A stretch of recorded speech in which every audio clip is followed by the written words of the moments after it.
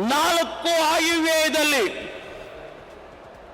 ಸನ್ಮಾನ್ಯ ಸಿದ್ದರಾಮಯ್ಯನವರು 15 ಕೋಟಿ 55 ಲಕ್ಷ ಕೋಟಿಗಳನ್ನ ಆಯವ್ಯಯನ ಮಂಡನೆ ಮಾಡಿದ್ದಾರೆ. ಇಷ್ಟು ಹಣ ಈ ರಾಜ್ಯದ ಜನತೆಗೆ ಅಭಿವೃದ್ಧಿಗೆ ಖರ್ಚಾಗಿದೆ, ಸಾಮಾಜಿಕ ನ್ಯಾಯಕ್ಕೆ ಖರ್ಚಾಗಿದೆ, ಬಡವರಿಗೆ ಖರ್ಚಾಗಿದೆ. ಈ ಪ್ರಣಾಳಿಕೆಯಲ್ಲಿ ನಾವೇನು ಮಾತು ಕೊಟ್ಟಿದ್ದೇವೆ ಆ ಮಾತುಗಳನ್ನು ಈಡೇರಿಸೋದಕ್ಕೆ 4 ಆಯವ್ಯಯದಲ್ಲಿ ಹಣವನ್ನ ನಮ್ಮ ಸರ್ಕಾರ ಪ್ರತಿಯೊಂದು ಇಲಾಖೆಯಲ್ಲಿ ಖರ್ಚು ಮಾಡಿದೆ ಅಂತೇಳಿ ಈ ರಾಜ್ಯದ ಜನತೆಗೆ ತಿಳಿಸೋದಕ್ಕೆ ಬಯಸ್ತೇನೆ. ನಮ್ಮ ಆದ್ಯತೆ ಏನು? ಈ ಸರ್ಕಾರದ ಆದ್ಯತೆ ಏನು?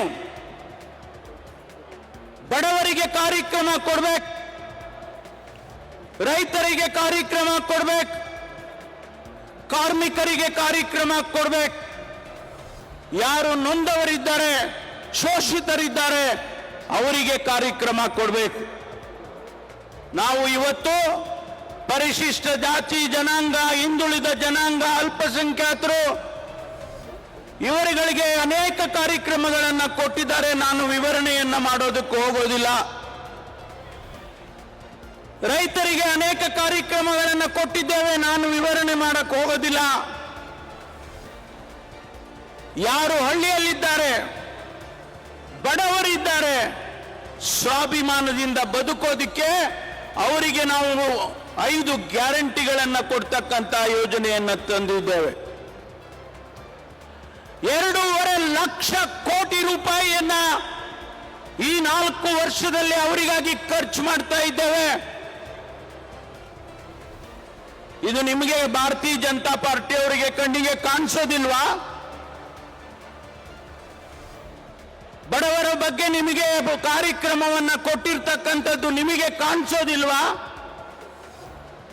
ಅದಕ್ಕಾಗಿ ಇವತ್ತು ಯಾವ ಉದ್ದೇಶಕ್ಕೆ ನಾವು ಈ ಕಾರ್ಯಕ್ರಮ ಮಾಡಿದ್ದೇವೆ ಅಂತ ಹೇಳಿದ್ರೆ, ಆ ಕಾರ್ಯಕ್ರಮಗಳನ್ನ ಜನರಿಗೆ ತಿಳಿಸಬೇಕು.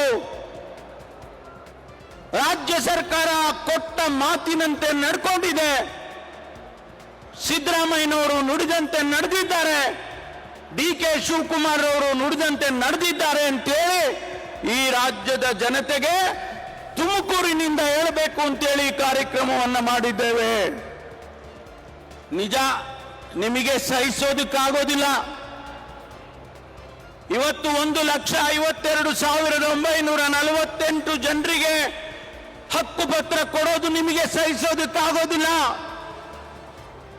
16 ವರ್ಷದಿಂದ ಅವರಿಗೆ ಯಾವುದೇ ಹಕ್ಕುಪತ್ರಗಳಿಲ್ಲ, ನನ್ನದು ಅನ್ನೋದಕ್ಕೆ ಯಾವುದೇ ಅವರಿಗೆ ಹಕ್ಕುಪತ್ರಗಳು ಇಲ್ಲ, ಕಾಗದ ಪತ್ರಗಳು ಇಲ್ಲ ಅಂದಾಗ ಅದನ್ನ ಇವತ್ತು ಮಾಡಿದ್ರೆ ಸ್ವಾಭಾವಿಕವಾಗಿ ನಿಮಗೆ ಸಹಿಸೋದಕ್ಕಾಗೋದಿಲ್ಲ.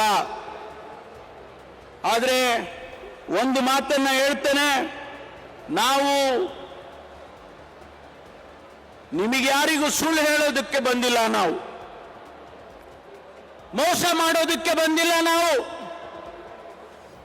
ಈ ದೇಶದ ಆರ್ಥಿಕ ವ್ಯವಸ್ಥೆಯಲ್ಲಿ ಕರ್ನಾಟಕ ರಾಜ್ಯ ಮುಂಚೂಣಿಯಲ್ಲಿದೆ ಅಂತ ಹೇಳೋದಕ್ಕೆ ಬಂದಿದ್ದೇವೆ. ಹೊರದೇಶದಿಂದ ಬಂಡವಾಳ ಹೂಡಿದ್ದಾರೆ.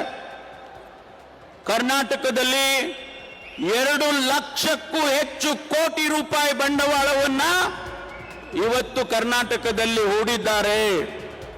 ಫಾರಿನ್ ಡೈರೆಕ್ಟ್ ಇನ್ವೆಸ್ಟ್ಮೆಂಟ್ ಇಡೀ ದೇಶದಲ್ಲಿ 2ನೇ ಸ್ಥಾನದಲ್ಲಿ ನಾವು ಕರ್ನಾಟಕ ಇದ್ದೇವೆ ಅಂತ ಹೇಳೋದಕ್ಕೆ ಬಂದಿದ್ದೇವೆ.